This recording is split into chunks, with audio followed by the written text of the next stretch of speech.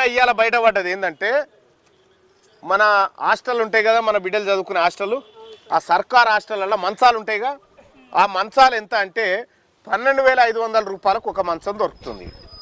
12,500 రూపాయలకు మంచం దొరుకుతుంటే రేవంత్ రెడ్డి ఏం చేసిండు ఎరికేనా, ఈ రెడ్లందరిని పిలుచుకొని అరే ఇంట్లో మీరు కమిషన్లు తినాలని చెప్పి 12,500 మంచాన్ని 33,000 రూపాయలకు కొనుక్కొచ్చిండు వాళ్ళ దగ్గర.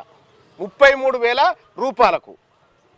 నేను అడిగిన ఏందా 12,000కే మంచం వస్తుంటే 33,000 పెట్టి ఎట్లా కొనుక్కొచ్చినావా అంటే మేము తింటాం సొమ్ము, ఆడోళ్ళ సొమ్ము తింటాం, మేము సుధరోళ్ళ సొమ్ము తింటాం, మేము మీ ఆడబిడ్డల సొమ్ము తింటామని అంటా ఉన్నాడు. ఎట్లా తింటారా అని కోర్టులో కేసేస్తే ఇప్పుడు కోర్టులో ఆగింది. లేకపోతే అమ్మ మీరు ఒక పని, మీరు బీడీలు చేస్తారుగా, బీడీలు చేస్తారు, 1000 రూపాయల బీడీకి ఎంత ఇస్తారమ్మా? 260 ఇస్తారు.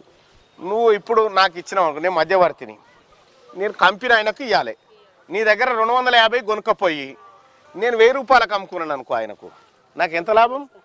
ఈడ కష్టం చేసేది నువ్వు, కట్టలు కట్టి చుట్టి ఆకు కత్తిరిచ్చేది మీరు. ఈడ ఉత్త పుణ్యానికి నీ బీడీలు తీసుకుపోయి ఆయనకి ఇచ్చినందుకు 750 నాకు.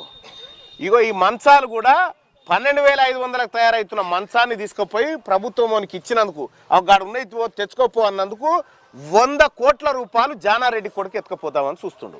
100 కోట్ల రూపాయలు ఎవరి సొమ్మమ్మా? ఇది మన సొమ్మే కదా, మన సొమ్మే కదా. ఎవరు పెడుతున్నాడు?